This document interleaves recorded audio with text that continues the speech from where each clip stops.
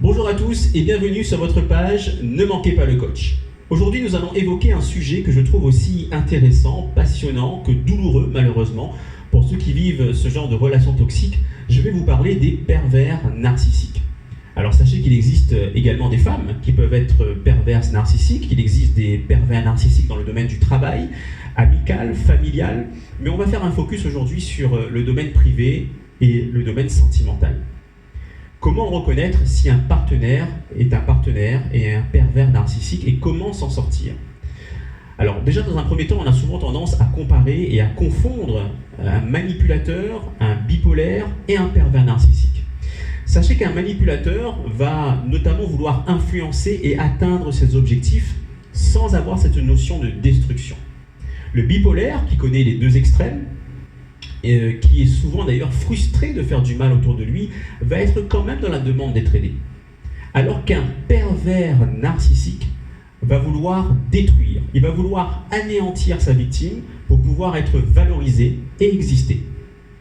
Retenez que c'est un enfant dans un corps d'adulte. Il est entre ce qu'on appelle la névrose et la psychose, ce qu'on appelle dans un état limite. Et pour lutter contre la folie, pour ne pas devenir psychotique, il va passer par des mécanismes de défense, qu'on appelle notamment l'identification projective. Il va en fait transférer ses propres défauts, ses propres carences vers sa victime pour ne pas avoir à les porter. Il va d'ailleurs aussi beaucoup se nourrir des qualités de sa victime. Il utilise beaucoup, et c'est une de ses techniques favorites, l'injonction paradoxale, la double contrainte. Il va vous dire par exemple, tu n'as pas intérêt à sortir pendant le confinement et à aller voir du monde, pour vous dire un petit peu plus tard, dans une incohérence totale, mais si tu m'aimais ma chérie, tu partirais faire les courses. Quoi que vous fassiez, vous allez avoir des reproches et vous allez culpabiliser, puisque quelque part vous voulez protéger votre bourreau. Sachez que c'est quelqu'un qui est dans le déni de l'existence de son père. Il est très proche de sa mère, mais soit son père a été complètement absent, soit son père a été présent mais n'a pas joué correctement son rôle, soit son père a toujours voulu trop dominer et n'a pas permis à l'enfant, lorsqu'il avait 6-7 ans, de passer les stades libidinaux correctement, de sortir de l'Oedipe. Il va donc vouloir dominer à son tour les prochaines relations. C'est quelqu'un qui brille beaucoup en société, qui a d'excellents résultats en société. Et là aussi, c'est un véritable problème, puisque la victime va se dire, puisque tout le monde l'adore, puisque tout le monde l'apprécie, le problème doit venir de moi. Je vais encore me mettre à le protéger et à subir.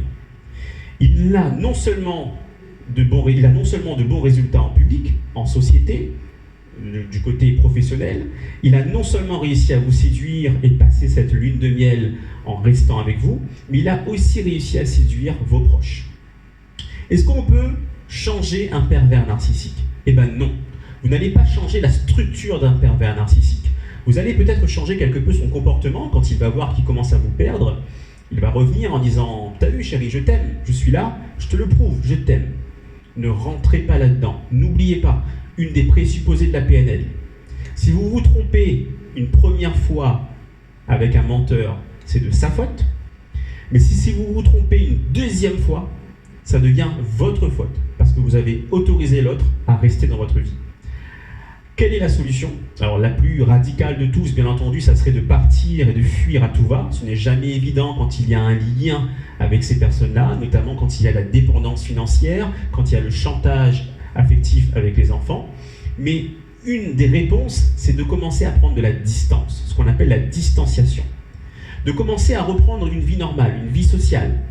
Parce qu'en général, le pervers narcissique a cherché aussi à vous isoler de vos amis, de vos proches, de vos activités, de vos passions. Commencez déjà à prendre cette distance-là, il va vous voir venir.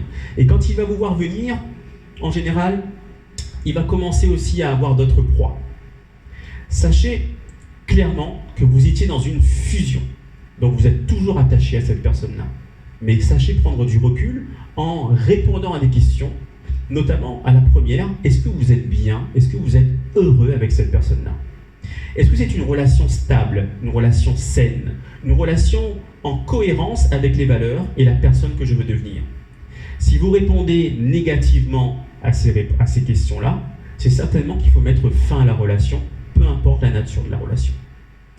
Sachez que quand vous êtes dans une passion avec un pervers narcissique, retenez bien que dans passion, il y a pas, comme patient. Et quand on est un patient chez un docteur, c'est rarement parce qu'on va bien. Donc prenez soin de vous, parce qu'au-delà de la violence physique, il vous fait surtout du mal ici.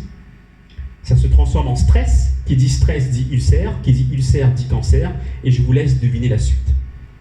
Alors, pensez à vous, accordez-vous le droit aussi de vous protéger de cette relation toxique, et de ne pas contaminer aussi ceux qui comptent sur vous pour être un repère, comme vos enfants.